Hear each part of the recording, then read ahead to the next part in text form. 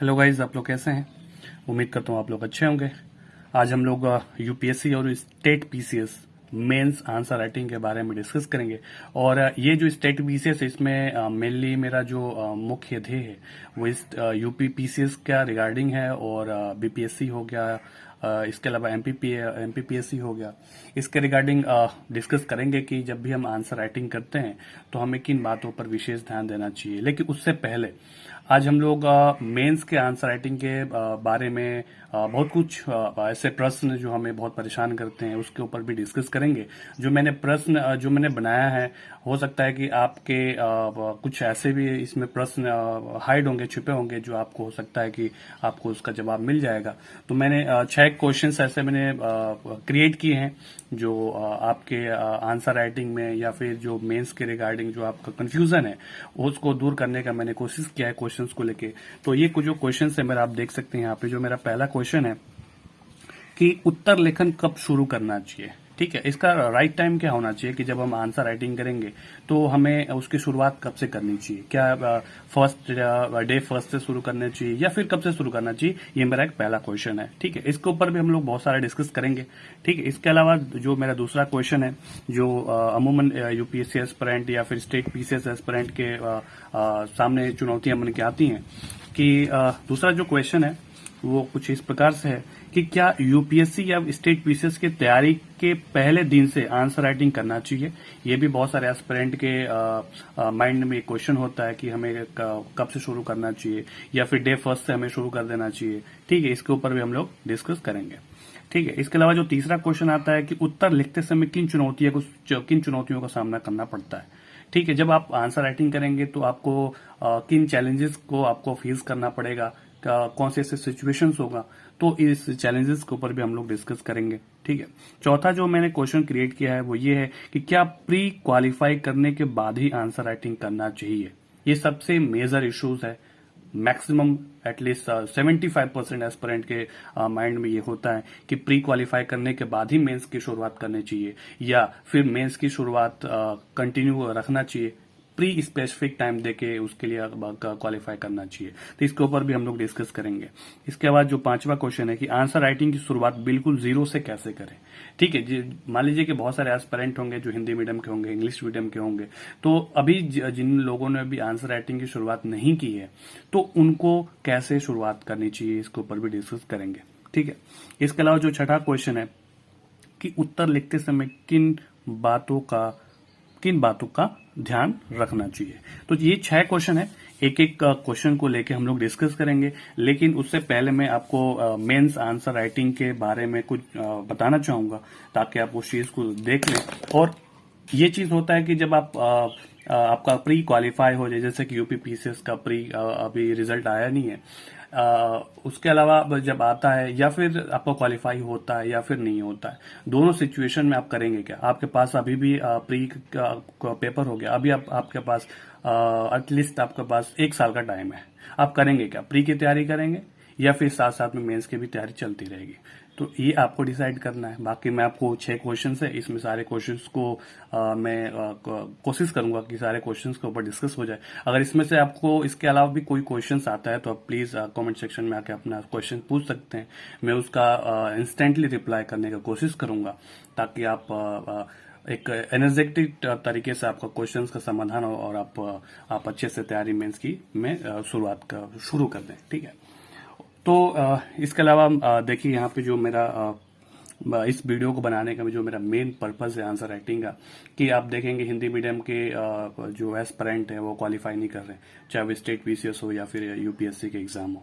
क्यों, उसके पीछे रीजन ये है कि प्रीलिम्स ही क्वालिफाई नहीं कर पा रहे, वो सीसैट में या फिर इसके अलावा आप देखेंगे तो प्रीलिम्स में ही वो उनका ठीक है रिजेक्शन हो जा रहा है। जो एस्पिरेंट जो आगे भी बढ़ रहे हैं उनका भी रिजेक्शन कोई ना कोई कारण से हो रहा है। सबसे बड़ा मेजर जो फैक्टर होता है उसका आंसर राइटिंग का ही होता है। क्योंकि आप देखेंगे आप मैक्सिमम जो एस्पिरेंट होते हैं वो मैक्सिमम टाइम अपना स्टडी में लगाते हैं, मतलब कि किताबें बहुत ज्यादा पढ़ते हैं। ठीक है, कंटेंट बनाने के लिए आपको किताबें पढ़ने की आवश्यकता है, लेकिन उसके साथ साथ आप आंसर राइटिंग भी करने की आवश्यकता है। और सबसे ज्यादा अगर मैं आपको एक चीज बताऊं तो चाहे वो यूपीएससी हो या स्टेट पीसीएस हो या फिर यूपी पीसीएस हो, कोई भी एग्जाम हो जिसमें आंसर राइटिंग का सबसे बड़ा रोल होता है। ठीक है, आंसर राइटिंग का मैं आपको बताऊं तो एटलीस्ट 75 to 80% रोल होता है कोई भी, ये आपका यूपीएससी एग्जाम हो या स्टेट बीसीएस एग्जाम हो, तो 75 to 80% इसमें सबसे बड़ा रोल होता है। अगर आपका आंसर राइटिंग स्ट्रांग है तो प्रीलिम्स कैसे भी आपका क्लियर हो जाए तो आपका आंसर राइटिंग रुकना नहीं चाहिए। और आंसर राइटिंग आपका इतना जबरदस्त होना चाहिए कि आपका इंटरव्यू में भी अगर आपका मार्क्स कम होता है तो भी आपका क्वालिफाई कर लें सिर्फ आंसर राइटिंग के अपने दम पे। तो कहने का मतलब यह है कि जब तक आप आंसर राइटिंग करेंगे नहीं तो आप रेस में नहीं है। सिर्फ प्रीलिम्स क्वालिफाई करना आपका मुख्य ध्येय नहीं है कि आपने प्रीलिम्स क्वालिफाई किया और आपका सिलेक्शन हो गया। ठीक है, प्रीलिम्स क्वालिफाई करने के बाद आपको प्री का जो सिलेक्शन का जो कार्ड होता है वो आपको लैमिनेशन करवा कर रखना नहीं है। आपका मेन मुख्य ध्येय होना चाहिए फाइनल आपका लिस्ट में आपका नाम आना चाहिए। ठीक है, चाहे आपका फर्स्ट रैंक हो या फिर लास्ट रैंक हो, आपको उस रैंक में आना है। ठीक है, तो आंसर राइटिंग के ऊपर हम लोग डिस्कस करेंगे और एक एक चीज को जानेंगे कि आंसर राइटिंग में किन किन बातों पर विशेष ध्यान देना चाहिए। तो इसमें से मैंने आपको जो बताया था, जो छठा जो क्वेश्चन है कि उत्तर लिखते समय किन बातों का ध्यान रखना चाहिए, यही छठा क्वेश्चन ही मेरा पहला क्वेश्चन बन के आएगा। ठीक है, इसके अलावा जो 5 क्वेश्चन होंगे इसके ऊपर हम लोग वीडियो के एंड में आपको एक एक क्वेश्चन को लेके हम लोग डिस्कस करेंगे, चीजों को सीखेंगे, बातें करेंगे। ठीक है, चलिए स्टार्ट करते हैं। और स्टार्ट करने से पहले यदि आप इस चैनल पर नए हैं और आप रेगुलर वीडियोस को वॉच करते हैं तो प्लीज आप ऑडियंस से आपको एक दरख्वास्त है, रिक्वेस्ट है कि आप प्लीज सब्सक्राइब किया करें और अपने दोस्तों में जो नीड इसके लिए रखते हैं आंसर राइटिंग के लिए तो प्लीज आप उनके पास भी आप शेयर करें। वो आपको व्हाट्सएप के जरिए हो या फिर आप फेसबुक के जरिए हो, इस वीडियो को वहां तक जरूर पहुंचा दें जो इसके लिए नीड रखते हो, जिनका फाइनेंशियल कंडीशन अच्छा नहीं है। तो कुछ ना कुछ वो इन सारे वीडियो से अगर वो सीख लेते हैं तो मुझे लगता है कि इस वीडियो को बनाने का मकसद मेरा पूरा हो जाएगा। ठीक है, तो देखिए स्टार्ट करते हैं। तो यहाँ पे देख सकते हैं कि जैसे कि मैंने यहाँ पे लिखा है कि यूपीएससी और स्टेट पीसीएस, ठीक है, मेंस जीएस 1 2 3 4। ठीक है, इसके अलावा 2022 से 23, ये 2022 से केवल 23 के लिए नहीं है, ये जब तक आप आंसर राइटिंग करेंगे तब तक के लिए ये चीजें मैंने चीजों को बनाने का कोशिश की है। सिर्फ 2022 से 23 के लिए आप आगे एंड सो ऑन करके आप आगे इसको वीडियो को आप देख सकते हैं आगे भी।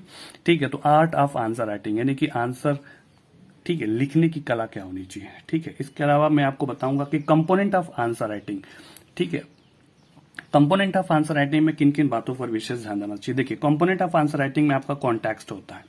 ठीक है, सबसे पहली बात है कि जब भी आप आंसर राइटिंग करेंगे तो उसमें कॉन्टेक्स्ट क्या होना चाहिए। इसके अलावा कंटेंट, ठीक है, कंटेंट सबसे इंपॉर्टेंट चीज होता है। ठीक है, उसके अलावा स्ट्रक्चर होता है कि आपका जो आंसर राइटिंग का जो फ्रेमवर्क है, ठीक है, वही आपको स्ट्रक्चर ढांचा बतलाता है। ठीक है, इसके अलावा आप यहाँ पे देखेंगे प्रेजेंटेशन क्या होता है। ठीक है, प्रेजेंटेशन क्या होता है इसके ऊपर भी हम आपको एक एक चीज आपको बारीकी से बताएंगे। इसके अलावा लैंग्वेज कॉम्पिटेंस क्या होता है, इस चीज को हम हिंदी में बोलते हैं भाषा सामर्थ्य क्या होता है। ठीक है, इसके ऊपर भी हम लोग डिस्कस करेंगे। ठीक है, 1 by 1 चीजों को लेते हैं और बाकी चीजों को देखते हैं, सीखते हैं। ये चूंकि आपसे एक रिक्वेस्ट है कि वीडियो थोड़ा सा लंबी हो सकता है, पर बहुत सारी चीजों को एक साथ मैंने बनाने का पर्पज ये है कि आप एक बार इस वीडियोस को देखिए। ठीक है, और काफी ध्यान से इस चीजों को देखिएगा ताकि आपको इस वीडियो को बार बार देखने की आवश्यकता ना पड़े। ठीक है, मैंने सोचा कि इन सारे क्वेश्चंस को लेके और आंसर राइटिंग आपको बकायदा चीजों को बताया जाएगा। वीडियो अगर लंबी भी होता तो कोई इश्यूज नहीं है, वीडियो को आप देखिएगा, अब एंड तक देखिएगा क्योंकि एक एक चीज इसमें कोरिलेट होंगी। ठीक है, तो थोड़ा सा कोरिलेशन होगा तो आप वीडियो को स्किप करेंगे तो थोड़ा सा आपको परेशानी हो सकता है। एक बार वीडियोस को देखिएगा, आप जो भी आप आधे घंटे का वीडियोस बने या फिर 45 मिनट का वीडियोस बने, तो आप कोशिश करिएगा कि एक बार वीडियोस को आप एंड तक देखिएगा ताकि आपको चीजों को बार बार स्किप कर करके आपको देखने की आवश्यकता ना पड़े। ठीक है, तो ये यहाँ पे मैंने आपको बता दी कंपोनेंट ऑफ आंसर राइटिंग में क्या कौन कौन सी बातें होती है, कॉन्टेक्स्ट होती है, कंटेंट होते हैं, स्ट्रक्चर, प्रेजेंटेशन और लैंग्वेज। अब इन जो 5 जो इसमें मुख्य बातें हैं इनको एक एक करके हम लोग सीखेंगे। ठीक है, देखिए यहाँ पे कॉन्टेक्स्ट क्या होता है। जब भी आपको आंसर राइटिंग में आपको कॉन्टेक्स्ट लिखना होता है तो आपको क्या करना होता है, कॉन्टेक्स्ट कैसे लिखें उसके ऊपर डिस्कस करेंगे। देखिए यहाँ पे आपको ये खास करके जीएस 1 2 3 4 के लिए है, और इसके अलावा यदि आप चाहते हैं कि ऐसे आंसर राइटिंग के लिए भी वीडियोस बनाया जाए तो मैंने ऑलरेडी आप मेरे चैनल को विजिट करके आप देख सकते हैं। मैंने एक आंसर राइटिंग के ऊपर मैंने वीडियोस, ऐसे आंसर राइटिंग के ऊपर मैंने वीडियोस ऑलरेडी मैं बना चुका हूं, तो वहां पे आप जाए, वहां पे आप वो विजिट कर लें। इसके अलावा यदि आपका डिमांड होगा तो ऐसे आंसर राइटिंग के लिए मैं और भी कुछ वीडियोज को रिलीज कर दूंगा जो मेरा खुद का एक आंसर राइटिंग लिखा हुआ है। तो उसके अलावा आप वहाँ पे देख सकते हैं, जा सकते हैं, वहाँ पे फीडबैक भी चीज़ें मिली हुई हैं, तो आप वहाँ से जाके सीख सकते हैं चीज़ों को कि मेरे आंसर राइटिंग में कौन सी कमियां रही हैं, वो वहाँ पे फीडबैक भी है, तो आप देख सकते हैं, सीख सकते हैं। ठीक है, देखिए यहाँ पे स्टार्ट करते हैं। कॉन्टेक्स्ट क्या होता है? कॉन्टेक्स्ट का मतलब ये होता है, जब भी आप कोई भी आंसर राइटिंग का जब आप कॉन्टेक्स्ट लिखेंगे तो वहां पे क्या होना चाहिए कि ऐसी कीवर्ड जो किसी इवेंट, कथन या विचार के लिए परिस्थिति बनाती हो, ऐसे कीवर्ड्स का आपको यूज करना है। ठीक है, जैसा आपको क्वेश्चंस मिलता है तो ऐसा कीवर्ड्स का आपको यूज करना है जो उसी इवेंट से रिलेटेड हो, उसी इवेंट से रिलेटेड आपका क्या हो, स्टेटमेंट हो, ताकि वो इवेंट हो उसको वो क्या कर रहा हो, सेटिस्फाइड कर रहा हो।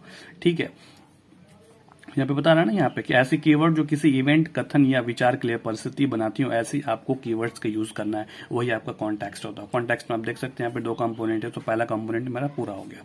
दूसरा कंपोनेंट है कि और जिनके संदर्भ में इसे पूरी तरह से समझा जा सके। कहने का मतलब वही है कि जब आप क्वेश्चंस को पढ़ेंगे तो उसी क्वेश्चंस के रिगार्डिंग जो आपका कॉन्टेक्स्ट होगा ना, कुछ ऐसा आप कोटेशन लेके आए, कुछ ऐसा आप थॉट्स लेके आए, ताकि जो इवेंट, जो क्वेश्चंस है, उससे वो आपका जो आपका थॉट्स है, जो आपका कोटेशन है, उससे वो बिल्कुल मैच करना चाहिए। तो ठीक है, ये आपका कॉन्टेक्स्ट हो गया। वो आपको कॉन्टेक्स्ट का लाइन हो सकता है कि 2 लाइन का हो जाए, ठीक है, 1 लाइन का हो जाए, एक कोटेशन में आ जाए। तो आपको एक कोटेशन से भी आप शुरुआत कर सकते हैं, और कोटेशन का जब शुरुआत करेंगे तो वो जो क्वेश्चन होगा वो क्वेश्चन से कोटेशन का बिल्कुल मैच होना जरूरी है। ठीक है, तो ये तो आपका कॉन्टेक्स्ट हो गया। और art of component of answer writing है, मैंने कॉन्टेक्स्ट को कंप्लीट कर लिया कि आपको कॉन्टेक्स्ट में किन बातों का ध्यान देना चाहिए। यहाँ पे 2 कंपोनेंट है, जैसा कि आपने देख लिया। इसके बाद मैं डिस्कस करूंगा कि कंटेंट आपका कैसा होना चाहिए। ठीक है, तो कंटेंट के ऊपर मैं आपको यहाँ पे डिस्कस करूंगा। देखिए यहाँ पे ये आपका हो गया। ठीक है, ये आप करते हैं, यहाँ पे देख सकते हैं आर्ट ऑफ आंसर राइटिंग का आपका कंटेंट कैसा होना चाहिए। कंटेंट होता क्या है, जो आप स्टडी करते हैं, चाहे पॉलिटी हो, हिस्ट्री हो, ज्योग्राफी, इकोनॉमी हो, जो भी आप चीजें पढ़ते हैं वही तो आपको कंटेंट है। तो कंटेंट कैसा होना चाहिए, ठीक है, आपका यदि क्वेश्चंस मिलता है तो उस क्वेश्चन में आपका कंटेंट कैसा होना चाहिए। ठीक है, उसको हम देखेंगे। ठीक है, 1 बाय 1 चीजों को एक एक करके देखेंगे। यहाँ पे देखिए, कंटेंट में आपको 2 कंपोनेंट मिलेंगे कि आर्गुमेंटेटिव कंटेंट। ठीक है, अब आर्गुमेंटेटिव कंटेंट का मतलब क्या होता है कि तार्किक और युक्तिपूर्ण कंटेंट होना चाहिए। ठीक है, ऐसा नहीं कि आप अनावश्यक चीजों को आप वहां पर लिख रहे हैं जो कि क्वेश्चंस का डिमांड नहीं है। ठीक है, क्वेश्चंस के डिमांड के हिसाब से आपको आंसर के रूप में सप्लाई करना है। ठीक है, तो जरूरी है कि आर्गुमेंटेटिव कंटेंट लिखें, और वो कंटेंट जो होता है युक्तिपूर्ण कंटेंट हो, अनावश्यक चीजें उसमें आपको नहीं लिखना है कंटेंट में। ठीक है, दूसरी बात है, कंटेंट का दूसरा जो कंपोनेंट है सपोर्टिव कंटेंट होना चाहिए, नहीं कि सहायक कंटेंट होना चाहिए। अब सहायक कंटेंट को मैं आपको बता देता हूं कि सहायक कंटेंट क्या होता है। यहाँ पे देख लीजिए, सहायक कंटेंट में कोई ऐसा फैक्ट होना चाहिए, जैसे क्वेश्चन आपसे कोई भी पूछ लेता है। ठीक है, जैसे कि प्रेसिडेंट से क्वेश्चन पूछ लेता है, प्रेसिडेंट के बारे में क्वेश्चन पूछ लेता है कुछ, तो कुछ ऐसा आप कंटेंट दे जो क्वेश्चंस की डिमांड को पूरा कर रहा हो। तो तथ्य भी वही देना है, तथ्य अनावश्यक नहीं देना है। ठीक है, क्वेश्चन को समझने का सबसे बड़ा चुनौती होता है यूपीएससी का या फिर स्टेट पीसीएस का। यदि आप क्वेश्चन को समझ लेते हैं ना, तो आप 70% आप आंसर लिख चुके हैं, सिर्फ आपको लिखने की आपको देर है। ठीक है, तो जरूरी है कि आप क्वेश्चंस को समझिए, और जिस दिन आप क्वेश्चन को समझना शुरू कर दिए, आप मान के चलिए कि आप 70% आपका आंसर राइटिंग कंप्लीट हो गया है। सिर्फ 30% आप उसको पेपर पेन लेकर आपको कंप्लीट करना है। ठीक है, इसके अलावा सपोर्टिव कंटेंट में आप कोटेशन देख लेंगे, तो आपको कोटेशंस भी बहुत सारे आपको कोटेशंस याद होने चाहिए, जो जैसे पॉलिटी से रिगार्डिंग कोटेशन होना चाहिए। उसके अलावा बहुत सारे ऐसे हैं, बहुत सारे थिंकर्स हैं, बहुत सारे फिलोसफर्स हैं, तो उनके आप कोटेशंस को, रिफॉर्मर्स के कोटेशंस को जाके वहां पे आप चीजों को कोट करके लिख सकते हैं। ठीक, इसको बोलते हैं सपोर्टिव कंटेंट। इसके अलावा बहुत ही उदाहरण देख सकते हैं यहाँ पे। ठीक है, तो फिजिकल कुछ एग्जाम्पल्स होते हैं, उनको भी लेके आप आगे बढ़ सकते हैं, लिख सकते हैं। इसके अलावा आप देखेंगे यहाँ पे कि कोई कमेटी होता है। ठीक है, कमेटी हो, जैसे एआरसी का रिपोर्ट हो गया, है ना, तो इसके अलावा भी बहुत सारी जो कमेटीज हो गई, उनके अलावा जैसे कोई कमीशन का रिकमेंडेशन हो गया। ठीक है, तो इस टाइप का जो कमेटी, कोई कमीशन हो गया, उनके जो रिकमेंडेशन होता है ना, उसको भी आप कोट करके आप क्वेश्चंस के आंसर को आप डील कर सकते हैं। ठीक है, इसके अलावा होता है कि सुप्रीम कोर्ट का जो डिसीजन होता है, तो सुप्रीम कोर्ट के डिसीजन को भी क्या कर सकते हैं, आप कोट करके आगे बढ़ सकते हैं। तो ये तो रहा आपका कि कंटेंट कैसा होना चाहिए, कंटेंट में आपको किन किन बातों पर ध्यान देना चाहिए। तो आर्गुमेंटेटिव कंटेंट, सपोर्टिव कंटेंट, और सपोर्टिव कंटेंट में मैंने आपको बहुत सारे आपको कंपोनेंट बता दिया है कि किन किन बातों पर विशेष ध्यान देना चाहिए। ठीक है, मैं आपको एक एग्जाम्पल लेता हूं और इस एग्जाम्पल के जरिए मैं आपको बताने की कोशिश करूंगा कि कैसे यदि क्वेश्चन आता है तो कैसे उसको टैकल करता है। ठीक है, यहाँ पे क्वेश्चन देखिए, यहाँ पे ये है कि भारत के अधीनस्थ विधान की अवधारणा की व्याख्या कीजिए। क्वेश्चन को समझना है। मैंने आपको क्या बोला कि यदि क्वेश्चन को आप समझ गए तो आप 70% आपने आंसर लिख चुके हैं। ठीक है, और 30% सिर्फ आपके पास ये रहेगा कि पेन उठाए और कॉपी पर लिख दिए। तो क्वेश्चन को समझिएगा कि भारत के अधीनस्थ विधान की अवधारणा की व्याख्या कीजिए। किसकी अवधारणा की व्याख्या करना है? अधीनस्थ विधान। अब अधीनस्थ विधान क्या होता है, इसके ऊपर आपको कंटेंट पता होना चाहिए। ठीक है, साथ ही उनकी समीक्षा और नियंत्रण की क्रियाविधियों की भी चर्चा कीजिए। ठीक है, ये क्वेश्चन हो गया। अब देखिए अप्रोच क्या होता है लिखने का। ठीक है, यहाँ पे देखिए, तो सबसे पहले अप्रोच में आपको क्या करना है कि अधीनस्थ विधान की अवधारणा को बताना है। ठीक है, कि अधीनस्थ विधान की अवधारणा क्या है। अब अधीनस्थ विधान की जब अवधारणा बताएंगे तो उनमें आपको किन बातों का विशेष ध्यान देना है। तो वहां पे देखिए, अधीनस्थ विधान को परिभाषित आपको करना है, पहली बात है। दूसरी बात है कि अधीनस्थ विधान की आवश्यकता क्यों पड़ी है, इसको आप बताएंगे। और तीसरी बात है अधीनस्थ विधान की अवधारणा में कि अधीनस्थ विधान की आलोचना भी आपको करना है। ठीक है, आलोचना करना है कि अधीनस्थ विधान की आवश्यकता अगर है तो अधीनस्थ विधान की अगर कोई भी चीज यदि देखिए किसी के पास में यदि पावर होता है तो पावर का वो या तो पॉजिटिव वे में उसका इस्तेमाल करे या फिर नेगेटिव वे में उसका इस्तेमाल करे, जिसको हम दुरुपयोग बोलते हैं। तो अगर उसकी नेगेटिव और पॉजिटिव अगर बातें हैं तो उसको आलोचना में आप लिख सकते हैं। ठीक है, उसी को आलोचना करने का मतलब ये नहीं होता कि आप उसके नेगेटिव पक्ष को भी आप देखें। पॉजिटिव नेगेटिव पक्ष को लेके आप बैलेंस करके आप चीजों को उसको क्रिटिसाइज कर सकते हैं। ठीक है, इसके बाद आप देखेंगे यहाँ पे समीक्षा और नियंत्रण की क्रियाविधि। मैंने आपको बोला कि यहाँ पे लिखा भी था कि समीक्षा और नियंत्रण की क्रियाविधियों की भी चर्चा करना है। तो समीक्षा कैसे की जाए और नियंत्रण कैसे की जाए। ठीक है, तो कोई भी यदि आपको कोई भी बॉडीज होता है तो उसको समीक्षा करने की आवश्यकता कि भाई उसके ऊपर कोई रेगुलेटरी बॉडीज हो, इसके अलावा कोई उसके ऊपर आप नियंत्रण वाली कोई बॉडीज हो तो कैसे करनी चाहिए, उसके ऊपर डिस्कस करेंगे। देखिए यहाँ पे कि समीक्षा और नियंत्रण की क्रियाविधि। यहाँ पे देखिए संसदीय जांच। संसदीय जांच क्या है कि उसकी क्या कर सकती है, समीक्षा कर सकती है। और संसदीय जब जांच होगी तो नियंत्रण करने की वो क्रियाविधि में एक शामिल हो जाएगा। ठीक है, दूसरी बात है कि न्यायिक निर्वचन। और न्यायिक निर्वचन क्या है, ये भी समीक्षा कर सकती है। और न्यायिक निर्वचन से क्या होगा, ये जो अधीनस्थ जो विधान है ये क्या होगी, नियंत्रण भी होगी। किससे, न्यायिक निर्वचन से। ठीक है, तो आपको समीक्षा और नियंत्रण की क्रियाविधि में क्या आपको कौन कौन से पॉइंट मेंशन करना है कि संसदीय जांच क्या होता है। संसदीय जांच के ऊपर भी आप वहां पे कुछ पॉइंट्स को आप लिखें। इसके अलावा न्यायिक निर्वचन हो गया, उसके अलावा जन परामर्श।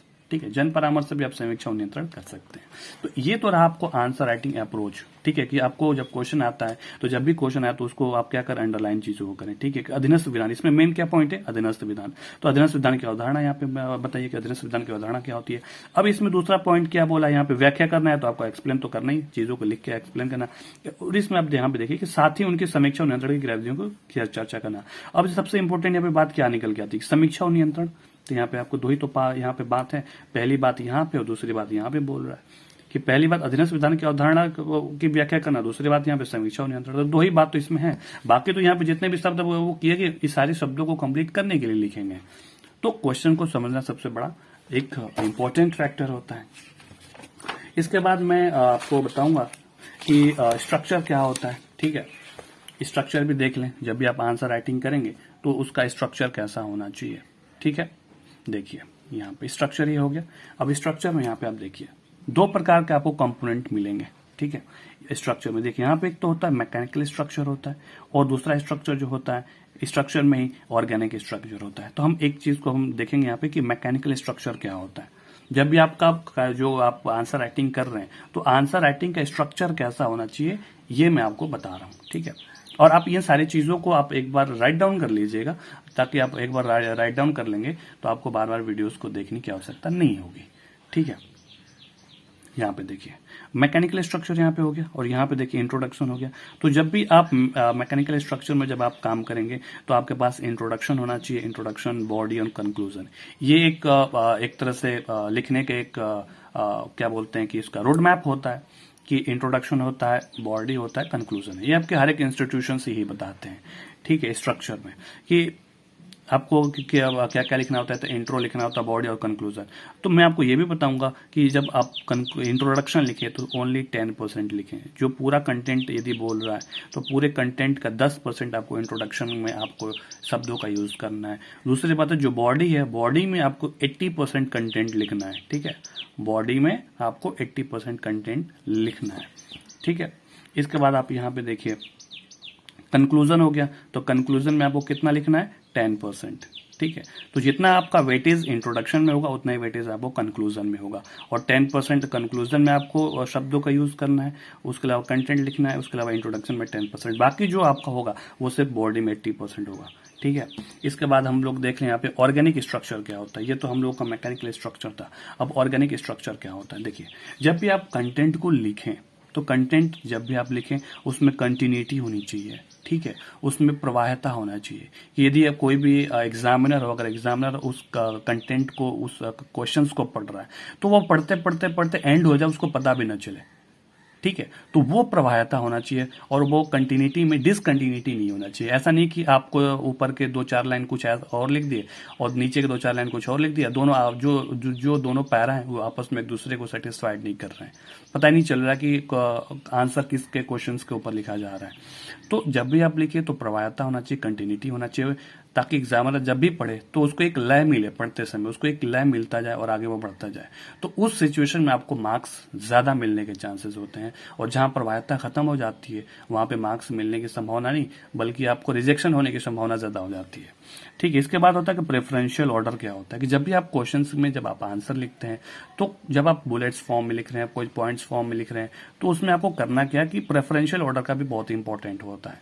जब आप कोई भी इंपॉर्टेंट बातें कहते हैं तो ऐसा ना हो कि वो उसका ऑर्डर जो लास्ट में हो जाए। जब आपको ऑर्डर अदरवाइज आपको अगर कोई आपको पॉइंट्स लिखना है तो उसको सबसे टॉप उस पॉइंट को रखना है जो सबसे ज्यादा प्रेफरेंशियल हो।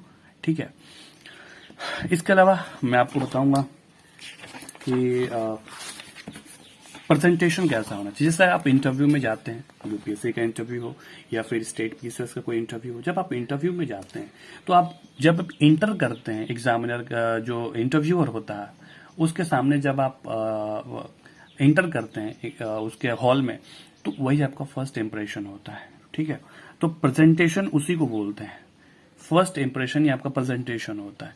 और जब आपका प्रेजेंटेशन अच्छा अगर होता है तो इंटरव्यूअर कहीं न कहीं एक कॉन्शियस माइंड में वो चीजों को रखता है और आपका प्लस पॉइंट मिल जाता है इंटरव्यू में, वही आपका प्रेजेंटेशन है। तो प्रेजेंटेशन करने का जब आप आंसर राइटिंग लिखें तो प्रेजेंटेशन कैसे करें आंसर राइटिंग का, तो यहाँ पे देख सकते हैं। यहाँ पे जब आपको कोई कंटेंट मिले तो कंटेंट को कैसे आपको बिल्कुल व्यवस्थित तरीके से लिखना है और किन किन बातों का विशेष ध्यान देना है, इसके ऊपर बिल्कुल एक एक चीज मैं छोड़ूंगा नहीं, बिल्कुल बताऊंगा। ठीक है, यहाँ पे देखिए, जब प्रेजेंटेशन आप करें तो यहाँ पे आपको आपके पास ऑप्शन होता है कि आप पैराग्राफ में लिखें। ठीक है, तो पैराग्राफ में भी आप अपने आप को प्रेजेंट कर सकते हैं, क्वेश्चंस को आप वहां पे एक्सप्लेन कर सकते हैं पैराग्राफ फॉर्म में। ठीक है, उसके अलावा जब भी आप लिखें तो उसके अलावा अंडरलाइन करना बिल्कुल ना भूलें। अंडरलाइन उन पॉइंट्स को करना है जो सबसे ज्यादा इंपॉर्टेंट हो, ताकि आप अंडरलाइन करके हाईलाइट करते हैं एग्जामिनर को, ताकि जैसे ही वो कॉपी को आपको देखे तो क्या करे, वो हाईलाइटेड पॉइंट उसको सबसे ज्यादा दिखाई दे। तो ठीक है, तो हाईलाइटेड पॉइंट को आपको करना है, ये आप इसको बिल्कुल आप ध्यान रखिएगा कि आपको अंडरलाइन जब भी करना है तो आपको इंपॉर्टेंट पॉइंट्स के ऊपर ही हाईलाइट करना है। ऐसा ना हो कि अनावश्यक पॉइंट्स हाईलाइट हो जाए तो उससे आपको मार्क्स डिक्रीज भी हो सकता है। इसके बाद आप देखेंगे हेडिंग्स और सब हेडिंग का भी यूज करके अभी आप प्रेजेंट कर सकते हैं अपने आप को। ठीक है, इसके बाद बुलेट पॉइंट या इसको पॉइंट फॉर्म होता है। ठीक है, बुलेट पॉइंट क्या होता है कि आप एक एक वन लाइनर आप चीजों को लिखते कहीं, इसी को बुलेट पॉइंट या फिर इसको हम पॉइंट फॉर्म भी बोलते हैं। ठीक है, इसके अलावा होता है कि फ्लो चार्ट। ठीक है, जहां पर जो चीज की आवश्यकता होती है वैसे आप इस्तेमाल करिए। ठीक है, तो ये होता है फ्लो चार्ट का। अगर क्वेश्चन का डिमांड है कि फ्लो चार्ट बनाकर उसको एक्सप्लेन किया जाए तो फ्लो चार्ट भी आप बनाने से हिचकिचाए नहीं। ठीक है, इसके अलावा होता है डायग्राम। डायग्राम बहुत अच्छी चीज होती है कि डायग्राम जब भी आप बनाए, इससे एग्जामिनर के ऊपर एक अच्छा इंप्रेशन जाता है कि आपके पास कॉन्सेप्चुअल नॉलेज है। ठीक है, तो डायग्राम हो गया। बाकी एक टेबुलर फॉर्म होता है जैसे ये जो चीज मैं आपको बताई हूँ एक टेबुलर फॉर्म में है, तो इसी तरह से इसको बोलते हैं कि टेबुलर फॉर्म में भी आप चीजों को एक्सप्लेन करके आगे बढ़ सकते हैं। ये होता है प्रेजेंटेशन, और ये हो गया प्रेजेंटेशन का कंपोनेंट। ठीक है, तो आपको क्या आपको यहाँ पे जो भी आपको चीजें बताया गया है उसके ऊपर आप विशेष ध्यान दीजिएगा, और लिखने में इन सारी चीजों का आप इस्तेमाल करिएगा। इसके अलावा आप कोई भी आपको कोई दोस्त होगा, कोई मित्र होगा, कोई आपके बहुत आइडल कोई होंगे, उनको आप इन सारी चीजों को यूज करने के बाद आप दिखाइएगा कंटेंट को। ठीक है, उसके बाद उनसे बोलिएगा आप मेरे कॉपी को इवेल्युएट करिए। ठीक है, इसके बाद जो आपको मैं 5वां पॉइंट बताने वाला हूँ, लैंग्वेज कॉम्पिटेंस क्या होता है। तो जो आप अभी तक हमने 4 चीजों को देख लिया, ये जो 5वां पॉइंट है उतना ही इम्पोर्टेंट है। ठीक है, 5वां पॉइंट भी देखिए क्या होता है कि भाषा सामर्थ्य क्या होता है, सक्षमता जिसको हम लोग बोलते हैं। ठीक है, यहाँ पे देखिए चॉइस ऑफ वर्ड। आप जब भी आप शब्दों का इस्तेमाल करें तो वो जो शब्द होने चाहिए बिल्कुल सरल होना चाहिए, एग्जामिनर को समझ में आना चाहिए। ऐसा ना हो कि आप ऐसा शब्द वहां पे जटिल लिख दें कि एग्जामिनर को वो क्या डिक्शनरी लेके बैठेगा। आपको अकेला कॉपी तो चेक नहीं करना है, वो वैसे भी आपको कट करके आगे बढ़ जाएगा, क्योंकि बहुत सारे एस्पिरेंट का कॉपी चेक करना है। तो सरल शब्दों का यूज करें। ठीक है, ज्यादा जटिल कठिन शब्दों का आप डिक्शनरी लेके इस्तेमाल ना करें वहां पे, ना हिंदी का आप डिक्शनरी लेके आप शब्दों को आप बनाएं। साधारण रखें, सिंपल शब्द रखें, ऐसा आप शब्द रखें ताकि दूसरे वालों को चीजों को समझ में आ जाए कि कहना क्या चाहते हैं आप। ठीक है, बाकी जो शब्द हो वो समझने योग्य है। बात समझ में आ गया, ये चीज मैं आपको मेंशन कर रहा हूँ, समझने योग्य आप शब्दों का इस्तेमाल करें। और जो शब्द का आप इस्तेमाल करें वो उसमें दोहराव कम होना चाहिए, रिपीटेशन बहुत कम होना चाहिए। जैसे मैं आपको बताऊं कि आपका श्याम हो गया, श्याम रोजाना मॉर्निंग में उठ जाता है, श्याम अपना प्रत्येक काम अपना कर लेता है, श्याम स्कूल जाता है, श्याम टाइम पे स्कूल से आ जाता है, श्याम टाइम से खेलने जाता है। तो इसके अलावा टाइम जो चीजें आ रही है कि श्याम सही समय पे अपना काम करता है, तो जो बार बार जब शब्दों का रिपीटेशन होता है तो उस कंटेंट की महत्वता गिर जाती है। आपको क्या करना है कि एक बार आपको, जैसे मैं अब इन सारी चीजों को एक शब्द में सिमेट के लेके आऊं तो मैं ये वाक्य बना सकता हूं कि श्याम जो है एक पंक्चुअल लड़का है। ठीक है, तो जो पंक्चुअलिटी है ये बहुत सारे शब्दों को क्या कर दी, समाहित कर दिया है। तो कुछ ऐसे शब्द लेके आना है ताकि एग्जामिनर उससे बोर भी ना हो पढ़ने में, और वो एक शब्द आपका बहुत सारे शब्दों को, बहुत सारे वाक्यों को समाहित कर ले। ठीक है, और वो जो शब्द हो वो समझने की योग्य हो, और वो शब्द बार बार दोहराव की स्थिति में भी ना आए। ठीक है, इससे आपका अच्छा रिफ्लेक्शन होगा, आपका अच्छा मार्क्स मिलने के चांसेस होंगे। ठीक है, और जो शब्द का यूज करें वो मीनिंगफुल शब्द हो। ठीक है, बाकी मैं आपको एक और बता देता हूँ आंसर राइटिंग अप्रोच कैसे करना होता है। यहाँ पे देखिए, जब भी आप आंसर राइटिंग करें तो पॉजिटिव और उसके मतलब मेरिट्स और डिमेरिट्स पॉइंट को आप जरूर उसमें मेंशन करें। इसके अलावा आप डिमेरिट्स पॉइंट भी हो गया जिसको हम लोग नेगेटिव पॉइंट्स भी बोलते हैं। इसके अलावा कि इन दोनों को अगर बात करें तो इसको क्रिटिसिज्म बोलते हैं, इसको आलोचना या फिर समालोचनात्मक इसको चीजों को बोलते हैं। ठीक है, इसके अलावा होता है कि चैलेंजेस लिखें। ठीक है, क्वेश्चन है तो उसमें चैलेंजेस की डिमांड है तो चैलेंजेस भी लिखे, किसकी चुनौतियां क्या है। इसके अलावा वे फॉरवर्ड लिखे, और वे फॉरवर्ड जब भी आप करें तो अपना कभी भी सजेशन कभी भी ना दें। ठीक है, सजेशन या फिर वे फॉरवर्ड अपना कुछ ना दें। ऐसा हो सके कि आप कोई कमिटीज का कोई आप दे दें, कोई कमीशन का दे दें, रिकमेंडेशन दे दें वे फॉरवर्ड में। सुप्रीम कोर्ट का आप जजमेंट वहां पे अपना दे सकते हैं। तो अपने थोड़ा सा सजेशन देने से थोड़ा सा बचना चाहिए, गुरेज करना चाहिए। और बाकी जो कमिटीज होती हैं, जो वो कमीशन होता है, उनके सजेशन को आप कोट करके लिखें। ठीक है, तो ये अब तक तो मेरा जो आंसर राइटिंग का जो अप्रोच था मैंने आपको एक एक चीज बकायदा बता दी हूँ। ठीक है, अब मैं आपको जो आपसे प्रॉमिस किया था कि मैं जो 5 से 6 क्वेश्चन होंगे उसको मैं लेके आपसे डिस्कस करूंगा। तो ये जो मेरे 5 से 6 जो क्वेश्चन है इसके ऊपर भी आप देख सकते हैं यहाँ पे कौन कौन से क्वेश्चन है। यहाँ पे देखिए, उत्तर लेखन कब से शुरू करना चाहिए। ठीक है, ये ऑलमोस्ट हर एक एस्पिरेंट के माइंड में होता है कि कब से शुरू करना चाहिए। देखिए, जब आप प्रिपरेशन करें, ठीक है, चाहे यूपीएससी के कर रहे हो, चाहे यूपीपीसीएस के कर रहे हो, चाहे बीपीएससी चाहे एमपीपीएससी कर रहे हो, तो आप मान लीजिए कि आपका ये फर्स्ट आपने एडमिशन लिया या फिर आप सेल्फ स्टडी कर रहे हैं, तो जब तक देखिए कब से शुरू करना चाहिए। तो ये जरूरी होता है कि इन सारी चीजों को आप एक स्ट्रेटेजीज वाइज आप इसको एक बनाएं, माइंड मैपिंग करें कि मुझे कब से शुरू करना चाहिए। देखिए, सबसे पहली बात ये होती है कि जब तक आपके पास कंटेंट नहीं आएंगे आप आंसर राइटिंग नहीं कर सकते हैं। ठीक है, लोग बोलते हैं कि आप जब से शुरू करें तब से आप मेंस की राइटिंग करना शुरू कर दें। ये बिल्कुल मेरे हिसाब से, मेरा जो ओपिनियन है उसके हिसाब से बिल्कुल गलत है। आप जब भी आंसर राइटिंग करेंगे तो आपके पास कंटेंट होना चाहिए, और डे फर्स्ट से आपको बिल्कुल आंसर राइटिंग नहीं करना है। शुरू करना है, आप 2 से 3 महीने आप अच्छे तरीके से अध्ययन कर लें, आपके पास कंटेंट हो जाए। कम से कम 1 से 2 बार आप जो रेफरेंस बुक होता है, जो एनसीईआरटी बुक होती है, उसको 1 से 2 बार आप कम से कम आप रिवाइज कर लें, पढ़ लें उसको, ठीक है, स्टडी कर लें, डीप अध्ययन कर लें, को थोड़ा सा कॉन्सेप्चुअल तरीके से स्टडी कर लें, तब जाके आप आंसर राइटिंग करें, ठीक है। तो आपको क्या करना है कि डे फर्स्ट से आपको नहीं करना है, वही इसका सेकंड वो क्वेश्चन होगा, इसी से इंटरलिंक होगा। क्वेश्चन सेकंड नंबर का है, क्या यूपीएससी या स्टेट पीसीएस की तैयारी के पहले दिन से आंसर राइटिंग करना चाहिए? बिल्कुल नो, नहीं करना है। यहाँ पे मैं आपको लिख भी देता हूँ, नहीं करना है, ठीक है। डे फर्स्ट से तो कभी नहीं करना है। या तो आप या फिर आप कोचिंग्स की तैयारी कर रहे हो तब, या फिर आप सेल्फ स्टडी कर रहे हो तब, आपको लिखना ही नहीं है, ठीक है। आपको क्या करना है, आपको प्रीवियस ईयर क्वेश्चंस पेपर को उठाना है, क्वेश्चंस को देखना है, सिर्फ पढ़ना है, आपको पढ़ना है, उसके अलावा फिर आपको सेल्फ स्टडी करना है। अभी आपको लिखना नहीं है, क्वेश्चंस को सिर्फ देखिए, उस हिसाब से पढ़िए, सिर्फ देखना है और पढ़ना है। ये कब तक आपका प्रोसेस चलेगा? 3 महीने तक, ठीक है। मान लीजिए कि आपने जुलाई महीने से शुरू किया, आपने प्रिपरेशन यूपीएससी का आपने शुरू कर दिया, ठीक है। तो जुलाई, अगस्त, सितंबर 3 महीने तो आपको कंटेंट पे फोकस करना है, ठीक है। उसके बाद उस सब्जेक्ट का, मान लीजिए पॉलिटी आपका खत्म हो गया, तो पॉलिटी से क्या करिए, आप प्रीवियस ईयर क्वेश्चन को उठाइए, वहां से देखिए, उस क्वेश्चन को आंसर राइटिंग करना शुरू कर दीजिए, ठीक है। जैसे आपका हिस्ट्री खत्म हो गया, तो हिस्ट्री से जितने प्रीवियस ईयर के क्वेश्चन है उसको उठाइए, उसके ऊपर आंसर राइटिंग करना शुरू करिए। तो कंटेंट पहले आप बनाइए, कंटेंट जब तक नहीं होगा, कंटेंट आप लिख नहीं पाएंगे तो आपको फ्रस्ट्रेशन होगा, ठीक है। और मैं आपको बता दूं कि 75 to 80% ही यूपीएससी में आंसर राइटिंग का रोल होता है। आंसर राइटिंग नहीं करेंगे तो सिर्फ प्रीलिम्स क्वालिफाई करने से आपका फाइनल लिस्ट में नाम नहीं आता है, ठीक है। आगे बढ़ते हैं। उत्तर लिखते समय किन चुनौतियों को सामना करना पड़ता है? मैं आपको वही बता दिया। उत्तर जब भी आप आंसर राइटिंग करेंगे तो सबसे बड़ी समस्या होती है कंटेंट की। और कंटेंट तब आते हैं जब चीज़ों को आप बार बार चीज़ों को आप रिवाइज करेंगे, आपका माइंड में वो चीज़ें क्या होंगी, होल्ड होंगी। जब होल्ड होंगी तो कंटेंट, जब आप खुद बार बार चीज़ों को रिवाइज करेंगे तो ऑटोमेटिक आपको जब आंसर राइटिंग करेंगे तो कंटेंट ऑटोमेटिक रिलीज होना शुरू हो जाएगा। तो यही एक सबसे बड़ी चुनौती होती है कि लिखते समय किन बातों का विशेष ध्यान है। और जो आपको इसके अलावा जो आप चैलेंजेस फेस करेंगे वो मैं आपको आंसर राइटिंग टिप्स स्ट्रेटेजीज में मैं आपको बता दिया हूँ कि कौन कौन सी बातें आपको ध्यान रखनी चाहिए। अगर वो बातें आपको ध्यान है तो चुनौतियां कुछ नहीं है, ठीक है। बाकी एक ही चुनौती रह जाएगा कंटेंट का। तो आपको कंटेंट में आपको बता ही दिया हूँ कि 3 महीना कंटिन्यू आपको सिर्फ फोकस करना है स्टडी के ऊपर। अभी आपको कोई आंसर राइटिंग नहीं करना है। चौथा क्वेश्चन ये आता है कि क्या प्री क्वालिफाई करने के बाद ही आंसर राइटिंग करना चाहिए? ये भी बात गलत है। यहाँ पे मैं लिख देता हूँ बिग नो, ठीक है। ऐसा नहीं होता है कि आप प्री क्वालिफाई करने के बाद ही आप आंसर राइटिंग करें। ये जो भी आपको बताता है आपको मिसगाइड कर रहा है। प्री की तैयारी कोई अलग स्पेसिफिक कोई तैयारी नहीं होता है, ठीक है।